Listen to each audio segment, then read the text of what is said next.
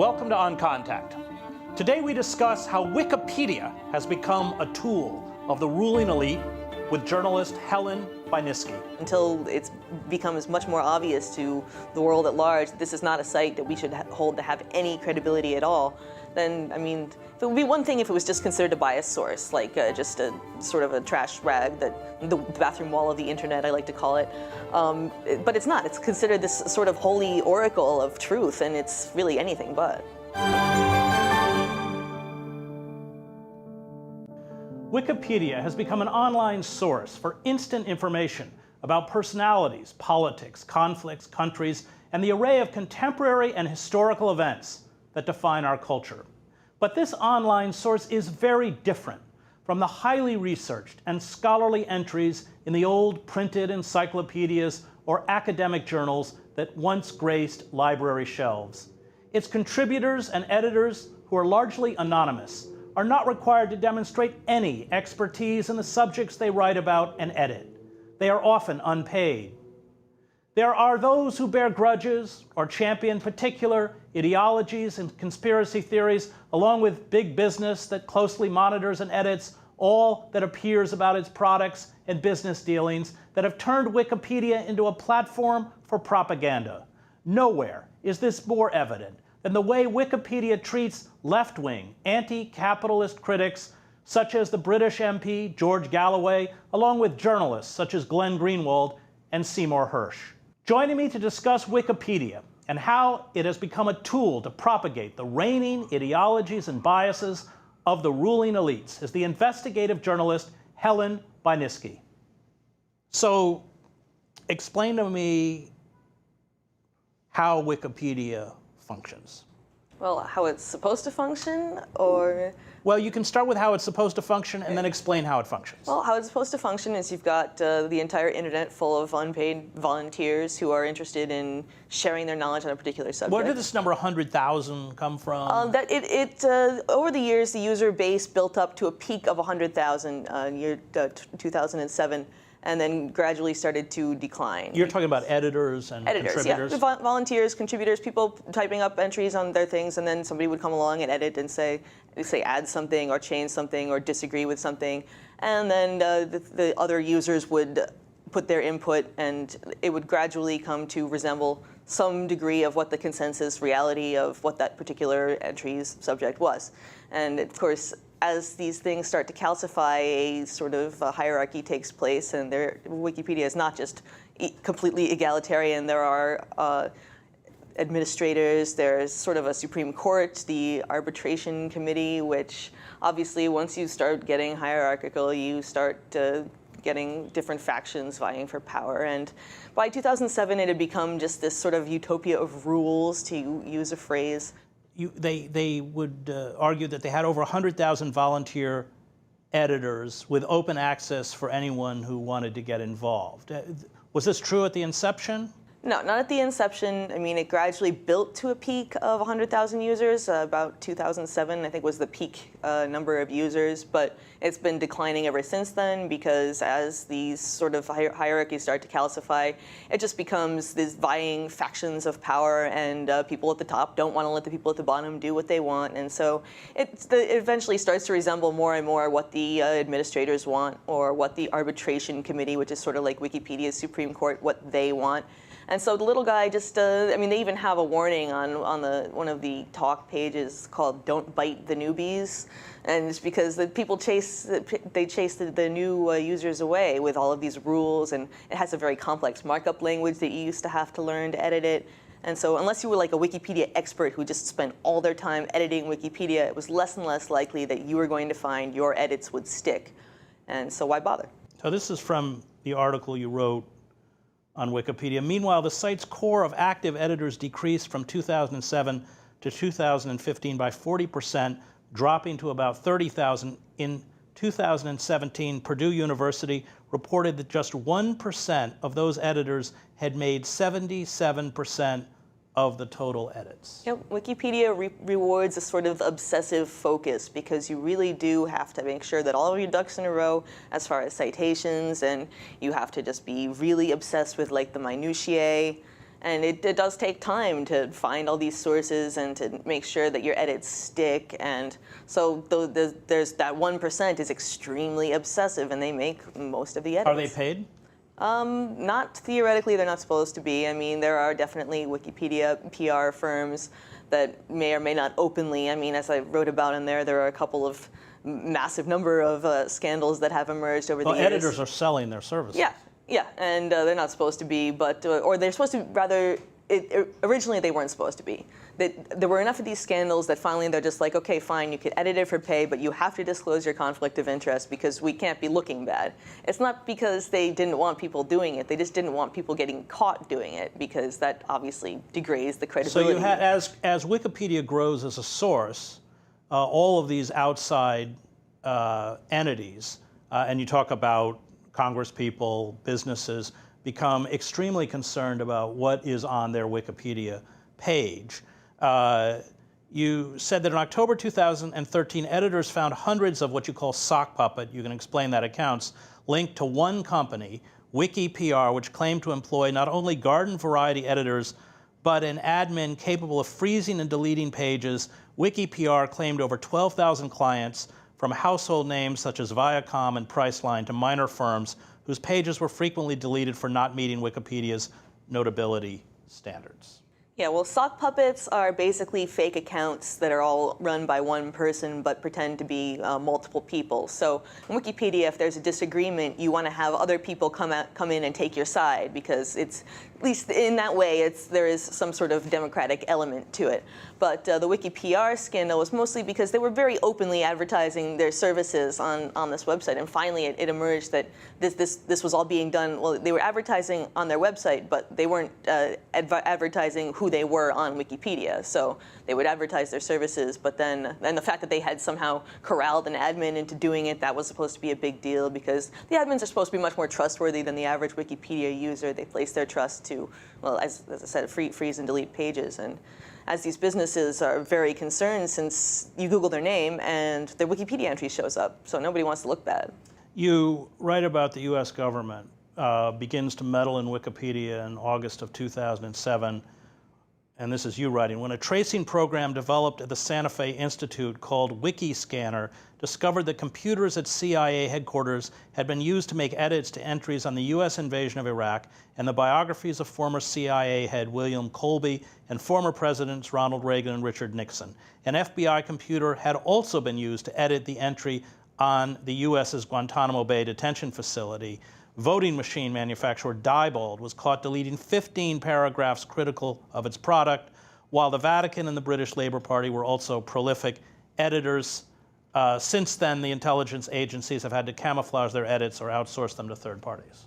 And it's pretty easy to do that as far as outsourcing to third parties. You just pay a guy, and they were just being so obvious about it. I mean, they thought, oh, well, it's anonymous. Anybody can do it. Let's just edit it from our work computers. I mean, right. That's like really bad OPSEC. But So you have a huge network of entities outside constantly revising and editing Wikipedia.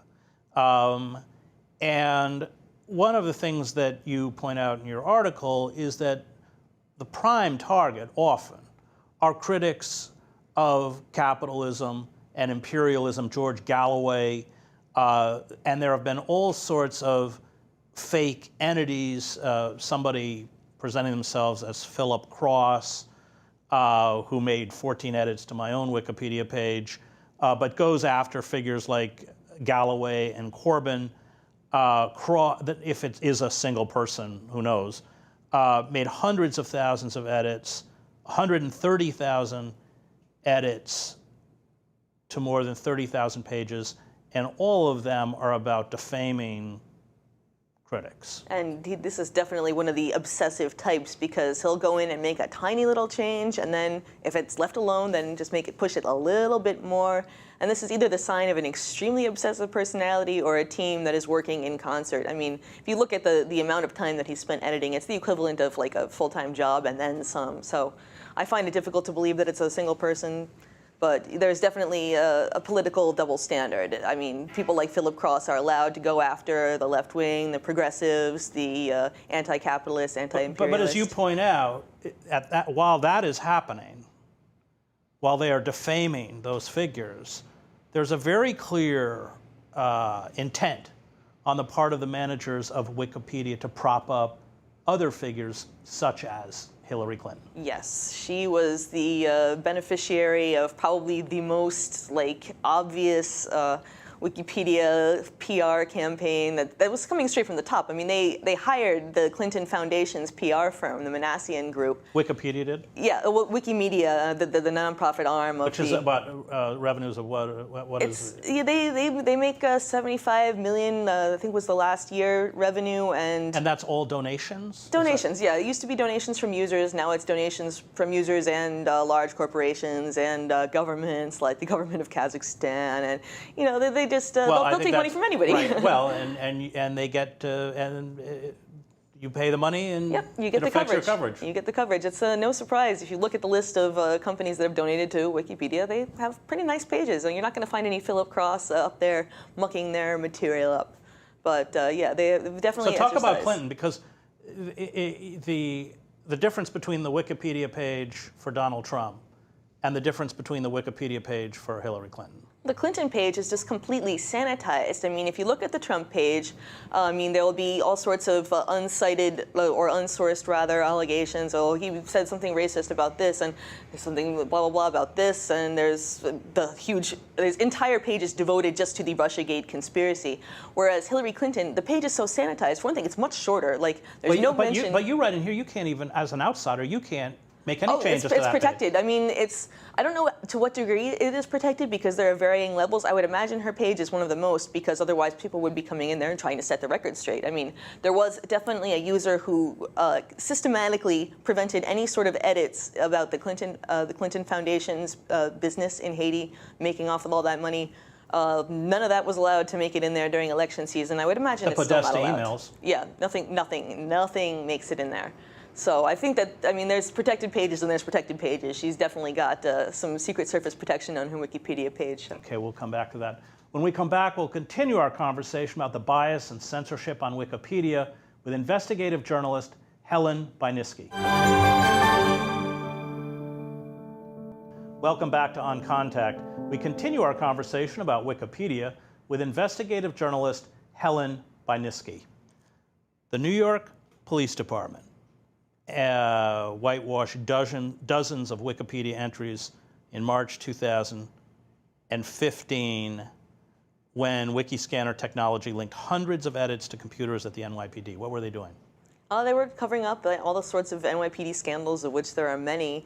They modified including the death of Eric Garner. Yep, they removed the chokehold part. This was the Staten Island man who was choked to death. Yeah, for supposedly selling untaxed cigarettes. He wasn't even doing that, which was always left out of most accounts of the story. But yeah, that they tried to make it so other victims of NYPD murder were much more threatening than they are. Sean Bell. Yeah, they tried to remove the entry on Sean Bell, just wholesale. Oh, he's not notable. It has to be notable if it's going to be in Wikipedia. I think an occasion where a guy is leaving his bachelor party and gets riddled with 50 bullets is pretty notable, but I don't know. I mean, I'm not the NYPD, obviously.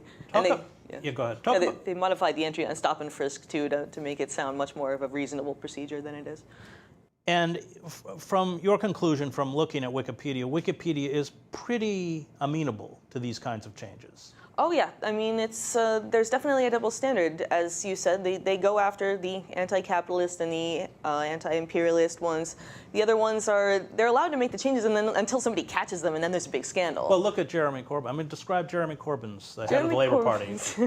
His entry is his is one of the insidious ones where it's not like they're outright lying about the guy, but there's a question of undue weight which they give to different materials. And the top part is like his biography, his political achievements, and then like the bottom half is all allegations of anti-Semitism and the Labour Party, and it's just like making this guy out to be Adolf Hitler, and it's like, you guys really need to write about something else. I want to talk about Wales, the head of Wikipedia. Tell me a little bit about him.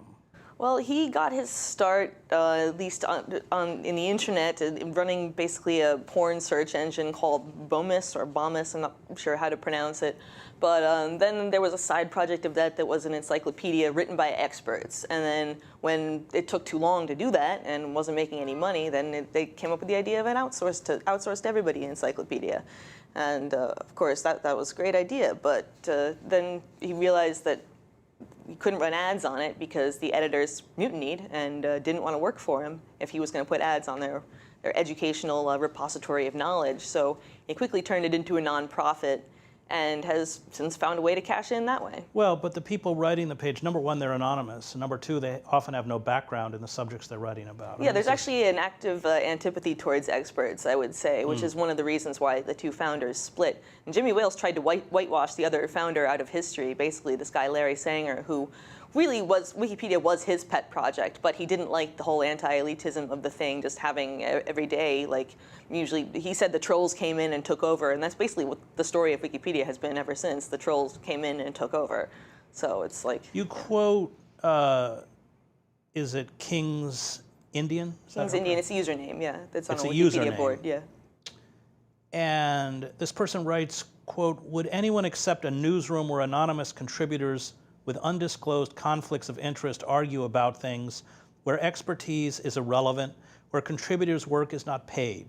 There is no editor or copy editor, and then nobody takes responsibility for the final product.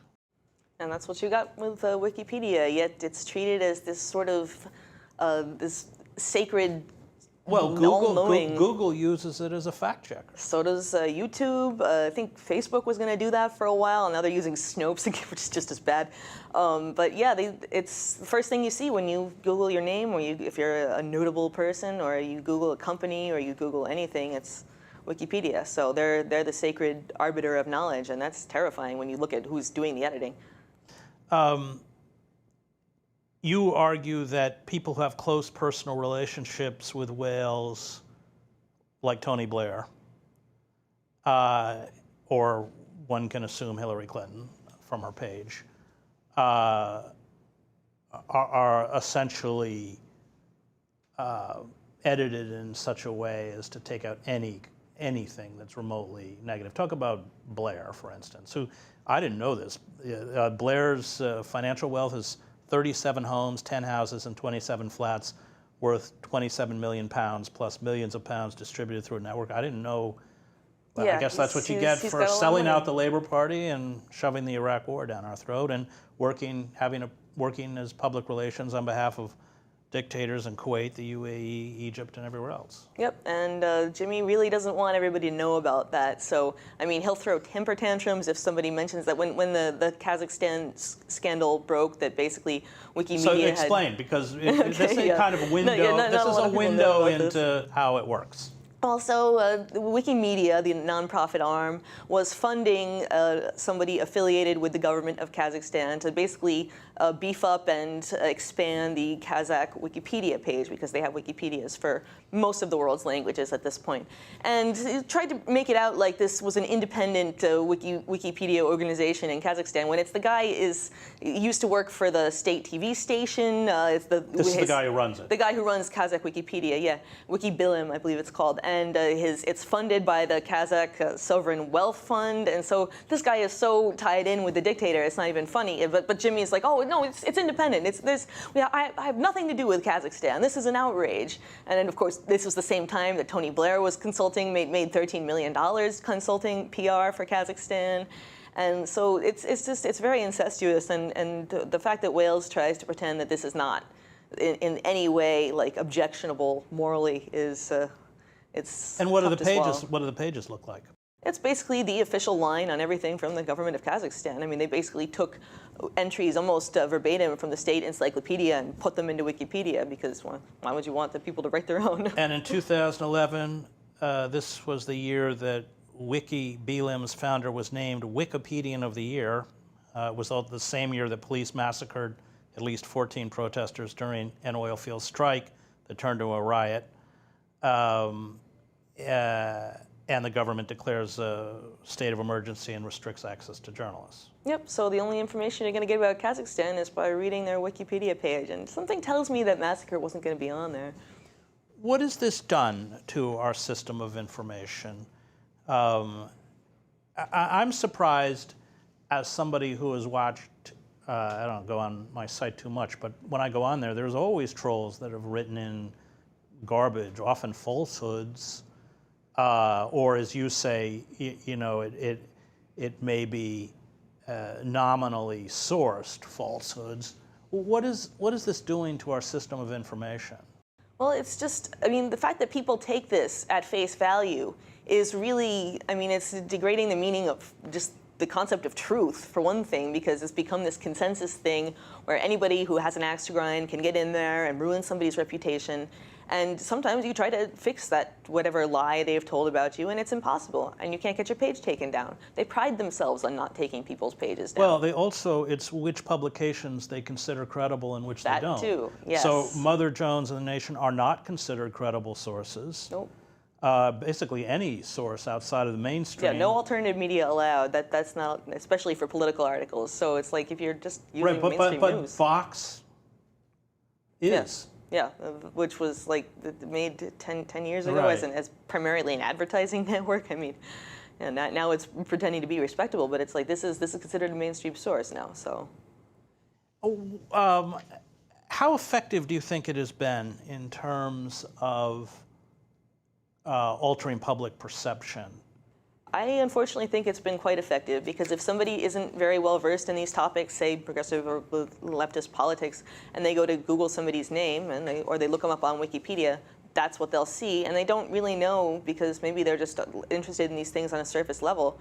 They don't know to question. I mean, well, they also don't know the biases of the people, the people who've edited the site because they're anonymous. We don't know who they are. Yeah, I mean, you can see on there's a page for edit history where you can at least see the usernames and you can see what that user's other edits are, but most people don't have time or inclination to do that. I mean, there's just some obviously ideologically motivated actors. They only work on a particular thing, which is supposed to be against the rules, but once again, the rules only apply to some people. You said there's no way to tell whether an editor is an expert or a malicious actor. In 2007, a prolific Wikipedia editor who claimed to be a graduate professor with degrees in theology and canon law, was revealed to be a 24-year-old college dropout. Ryan Jordan, who contributed 16,000 Wikipedia entries during his time on the site, rose to become a member of the Arbitration Committee, Wikipedia's Supreme Court, before he was unmasked. It is a simple matter for powerful groups like the pharmaceutical industry and the CIA to infiltrate Wikipedia and libel their enemies, people like Gary Null, John Pilger, Seymour Hersh, and Glenn Greenwald, who have a history of shining the spotlight on the corruption and criminality of our institutions. How better to silence them than to assassinate their character? Yep, and like I said, just try to get your page taken down. And there's a function where you can have an alert set so that even if they do succeed in sending in other editors to change their pages and remove the libels, then they can just have the ruling class can send their representatives right back in and change it back. So it's a losing game, and until it becomes much more obvious to the world at large that this is not a site that we should hold to have any credibility at all, then, I mean, it would be one thing if it was just considered a biased source, like just a sort of a trash rag, that the bathroom wall of the internet, I like to call it. But it's not. It's considered this sort of holy oracle of truth, and it's really anything but. Well, as many writers will tell you, I do events where people get up and read.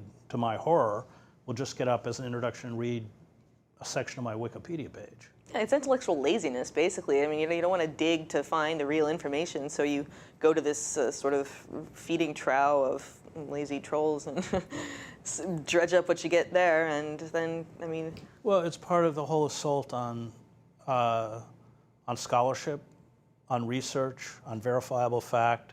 It's just one more mechanism by which